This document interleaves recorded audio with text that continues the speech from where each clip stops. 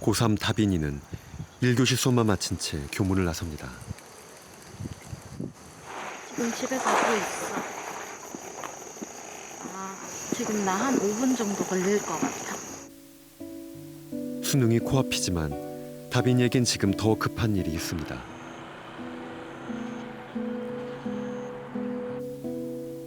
학교에서 10분 거리에 위치한 다빈이의 집. 이곳에 다빈이가 오기만을 기다리는 사람이 있습니다.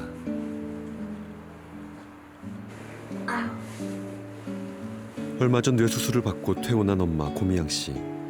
그녀의 뇌 속에 낙성 종양이 3개나 자리 잡고 있습니다. 2주 뒤로 예정된 항암 치료와 방사선 치료를 앞두고 지금은 기력부터 회복하는 것이 급선무입니다. 칼질 같은 거는 배웠고 조금 어렵긴 한데 모르는 부분은 이제 인터넷 같은 거 찾아서 해요. 처음 종양이 발견된 2년 전부터 집안 살림을 도와온 다빈이. 이젠 제법 능숙한 솜씨를 발휘합니다. 이날의 식단은 참치 야채죽. 너한테는 싱겁겠다. 나한테는 뻔했어. 사실 약간 싱겁게 만들었어 내 기준으로.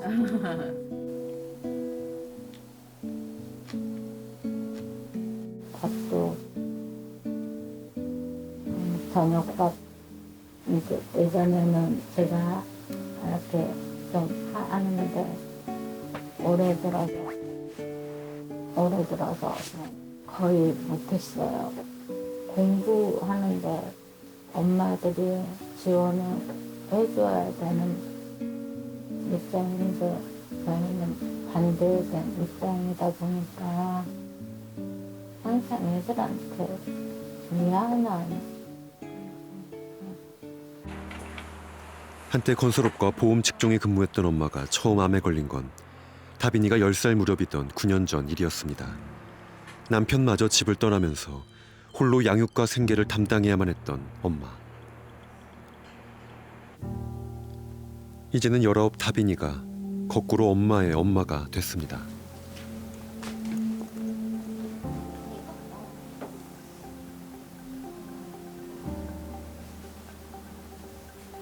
대장암에 이어 악성 뇌종양 3기 진단을 받은 엄마의 상태는 꽤 심각합니다. 3개의 종양 중 하나는 수술조차 하기 힘든 위치. 오른쪽 귀는 들리지 않고 시야도 점점 흐릿해지고 있습니다.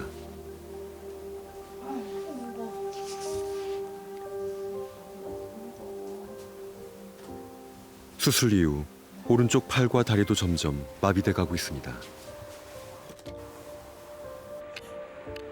불편한 거동에 넘어져서 부상을 입은 것도 여러 번입니다. 다빈이 없이 혼자서는 외출이나 산책도 엄두가 나지 않는다는 엄마.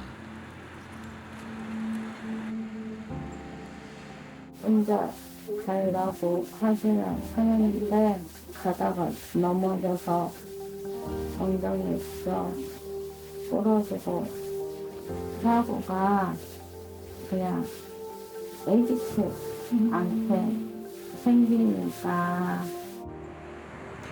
정부와 몇몇 복지단체들로부터 도움을 받아왔지만 다빈이가 성년이 된 지금은 그마저도 끊길 형편입니다.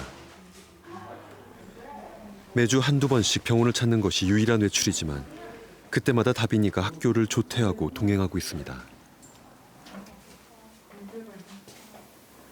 그때 오셨을 때보다는 통증 이런 것이 좀 더 심해진 것 같아요. 현재로선 진통주사로 통증만 겨우 다스리는 상황.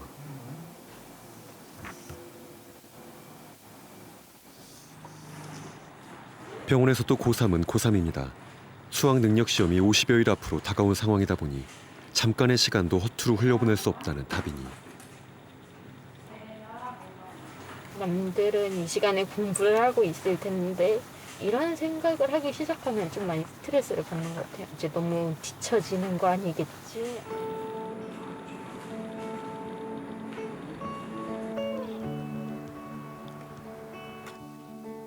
고3 다빈이의 하루는 평소에도 엄마를 중심으로 돌아갑니다.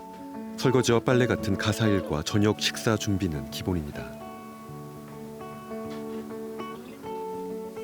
오른쪽 편마비로 고생하는 엄마 곁에서 틈틈이 안마와 말벗도 해줘야 합니다. 이날의 화두는 수시 면접.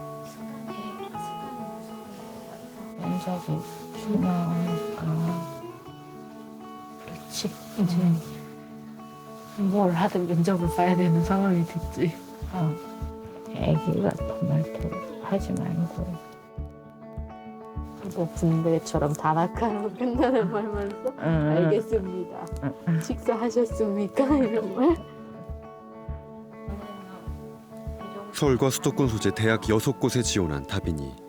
그 중에서도 한 곳의 경쟁률은 15대 1입니다.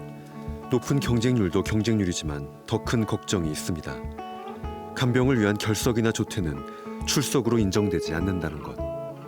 사람이 보면서 평가를 하는 거다 보니까 아무래도 전혀 영향이 없지는 않지 않을까요? 자기 마음속으로 약간 이 학생은 조퇴를 되게 많이 하는구나 이런 생각을 하지 않을까요? 좀 성실하지 않은가 이런 생각을. 이날 저녁 8시가 넘어서야 공부를 시작한 다빈이. 엄마는 또 한 번의 큰 수술을 남겨두고 있습니다. 대학에 들어가도 휴학계를 내고 엄마를 돌봐야 한다는 얘기입니다.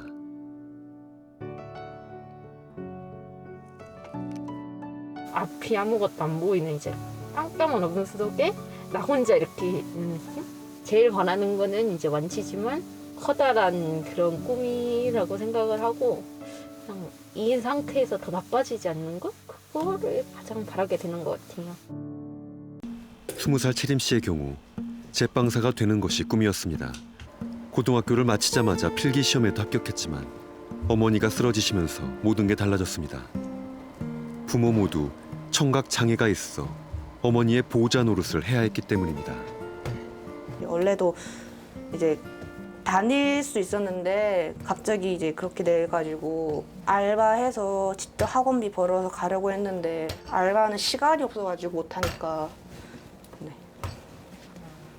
엄마 일반병실 내려갔을 때 그때 당시가 되게 지금에 비해 너무 바빴어요. 그때 당시 엄마 초반에서 초반 때 유튜브에 그런 게 많이 있거든요. 기저귀 가는 법, 뭐 석션하는 법, 피딩하는 법 요즘 치면 나오긴 한데 영상을 봐도 솔직히 모르겠더라고요. 글로 봐도 모르겠고 기저귀 막 되게 그냥 나는 정말 1시간 내내 땀 뻘뻘 흘리면서 눈물 흘리면서 갈았는데 되게 막상 갈아진 거는 막 좀 되게 그냥 허접하고 가끔씩 석션하다가 제가 간호사한테 해달라고 눈치 보니까 이제 제가 조용히 내가 해야겠다고 이제 시도를 했는데 피가 자꾸 나오는 거예요. 제가 할 때마다 너무 무서운 거예요. 피가 자꾸 나오니까 내가 잘못하다가 이러다가 엄마 더 악화되면 어떡하지? 그런 마음에 안 되겠다. 이건 진짜 안 되겠다 해서 제발 한 번만 해달라. 진짜 엄청 빌었거든요. 아무것도 몰랐는데 막 알아서 하라고 탁 시켜버리니까. 옮기고 씻기고 먹여야 하는 간병의 모든 것이 너무도 무거웠다는 청년들. 간병에 익숙해져도 괴로움이 덜해지지는 않았다고 합니다. 아빠가 많이 안 좋아져서 베드에 계속 누워 있을 때는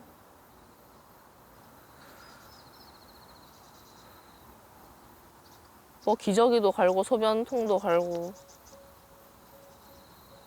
뭐 밥도 먹여주고 진짜 말도 못했거든요. 진짜 너무 또 몸이 안 좋으니까 계속 설사하고 이렇게 했는데 갈고 6시간 동안 기저귀 갈고 그걸 반복이었어요. 갈고 나면 또 시트를 계속 새 시트 받아오고 새 시트 받아오고 무슨 생각을 진짜 아무 생각이 안 들었던 것 같아요. 그냥 무아지경이었어요. 내가 무슨 생각을 하는 것조차 사치였어요. 그때는 그냥 해야 되는 거예요. 간병하면서 우리가 포기했던 것들 혹은 포기해야 할 것 같은 것들 같은 이야기들 좀 해주시면 좋을 것 같아요. 저는 사실 올해 임용고시를 준비하고 있었거든요. 그래서 그 소득이 전혀 없었어요. 재활병원에 있는 것만 해도 한 200 정도 가까이 나오고 개인 간병인이 한 300 넘으면 한 달에 5, 600이 그냥 깨지는 건데 저는 일할 사람이 집에 없고 그러니까 슬슬 다 포기할 수밖에 없는 거예요. 지금 사실 공부도 많이 잘 안 되고 있고 그리고 아빠가 이제 좀 화물차를 일하시는 분이어가지고 자동차를 팔아야겠다고 마음을 먹었을 때 왜 우리 꿈은 이렇게 하나하나 포기해야 되나, 세상이 좀 무너지는 것 같다 이런 생각을 많이 했던 것 같아요. 아빠도 청각장애인이고 엄마도 청각장애이니까 뭐 모든 연락을 다 제가 받을 수밖에 없는 거예요. 그냥 집에서 솔직히 가만히 있을 수밖에 없는 거예요. 언제 갑자기 일어날지 모르는 상황이어서 저도 막 일이나 뭐 어떤 것도 다 쉽게 정할 수가 없겠더라고요. 그러네요. 솔직히 많이 속상은 하죠. 왜냐면은 내 주변 애들은 다 대학도 가서 뭐 공부도 하고 놀기도 하고 어떤 애는 뭐 취업도 해서 뭐 돈도 벌고 다 어쨌든 자기가 하고 싶은 거 다 하고 사는데 나는 엄마가 언제 연락이 올지 모르는 그런 맨날 그런 막 불안한 마음으로 막 살고 있으니까 하루하루 솔직히 그냥 하루하루 막 버티는 기분이고 시간이 완전히 무너진 것 같은 그런 느낌이에요. 다른 나라의 경우는 어떨까? 호주에서는 아픈 가족이나 지인을 돌보는 25세 이하의 청소년들과 청년을 영 케어러라 정의합니다. 우리의 절반 수준인 2,500만 인구 중 영 케어러는 무려 23만여 명. 호주 정부는 2015년부터 이들에게 매년 수백만 원의 학비나 상담을 제공하는 등 적극적으로 지원하고 있습니다. 이들을 보호하는 것이 곧 사회를 지키는 일이라는 걸 깨달은 겁니다. 호주 같은 경우는 아픈 가족을 돌보고 있는 사람한테 만 25세까지 학비를 지원해줘요. 몇백만 원씩 학비를 지원해줘서 그걸 배우고 싶은 걸 배워라라고 하고, 영국은 좀 연령은 낮은데 만 18세까지 그냥 용돈을 줘요. 수당을 나라에서 돈을 자유롭게 쓰라고. 그래서 이런 식으로 가족을 돌보고 있는 청년들, 청소년들에게 지원이 다른 나라에서는 있는 거죠. 아직은 없죠. 근데 여러분들이 말하면 생길 수 있죠. 이런 게 있으면 좋겠다라고. 오늘 이런 얘기를 나눈 소감, 느낌, 떠오르는 한마디. 어차피 이게 특수한 경우가 아니라 사람은 결국 아프니까 제도가 있으면 모두들 아픈 과정을 같이 이겨낼 수 있지 않을까, 이런 바람으로 이렇게 작은 변화라도 내가 조금은 도움을 줄 수 있었으면 좋겠다. 이제 나와 똑같은 생각을 하고 똑같은 경험을 하신 분들이 있으니까 나는 그래도 이제 불쌍하다는 생각은 이제 그렇게 들진 않는 것 같아. 그냥 어차피 인간이 솔직히 다 겪어야 할 일이라 생각하거든요. 그러니까 나는 그냥 먼저 빨리 한 거다. 먼저 빨리 미리 배운 거다. 연습한 거야. 나는 그냥 이제 먼저 연습해서 나중에 또 엄마나 아빠가 아프면 나는 이제 그때는 이제 좀 수월하게 할 수 있어. 간병을 이런 식으로 좀 긍정적으로 생각을 할 수 있게 된 것 같아요. 저는 다른 간병하는 청년을 만났을 때 딱 5글자로 얘기해줬던 게 생존자 발견이었거든요. 그래서 이렇게 좀비 영화에서 사람 만나면 이렇게 같이 으쌰으쌰하고 그리고 다시 무너진 것도 재건하잖아요. 다시 세우잖아요. 더 나은 세계를 만들려고, 안전한 세계를 만들려고. 아빠가 응급실에 들어가면 이제 수속할 사람이 없잖아요. 그러면 저한테 이제 전화가 오잖아요. 제가 만약에 밥 먹고 있을 때 전화가 오잖아요. 그러면 그때 수구자를 놓고 바로 달려가야 돼요. 사실 그 상황은 아빠가 쓰러졌다, 넘어졌다 하면. 근데 저는 한 번도 안 그랬어요. 무조건 내가 이 밥을 끝까지 다 비우지 못하더라도 그 전화를 받고 투자를 안 놓으려고 되게 했었고. 그러네. 너무 좋은 태도인 것 같아요. 했었고. 나중에 어쨌든 이 여정에는 끝이 있을 거잖아요. 내가 죽든 뭐 아빠가 죽든 어쨌든 아빠가 다시 건강해지든 끝이 있을 텐데, 이 끝에 가서 아빠 때문에 내가 하고 싶은 걸 포기했다 이렇게 생각 안 하고 싶었거든요. 일단 그 간병하는 분들이, 저도 우리 간병할 수 있는 사람이 나 혼자고 다 혼자잖아요. 근데 진짜 우리를, 자기 자신을 못 지키면 우리가 지키고 싶은 사람도 못 지키니까. 저 아직 안 흘렸어요. 먼저 흘리는 사람이 밥 사야 돼요, 저는. 참고 있어요. 아버지를 살리지 못했다는 죄책감은 여전히 남아있지만 자신을 지키고 아버지를 지키기 위해 애썼던 순간들은 후회하지 않는다고 했습니다. 경시대회에서 금메달을 따가지고 금메달이 있었어요. 근데 그걸 아빠한테 이제 걸어줬었거든요. 그때 그것도 생각나고. 아빠는 이제 없지만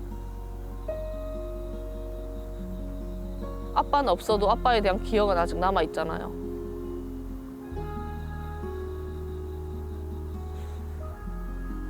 그때는 아빠를 살리는 것이 목적이었다면 지금은 그 아빠의 빈자리를 소중하게 간직하고 저를 좀 살리는 거.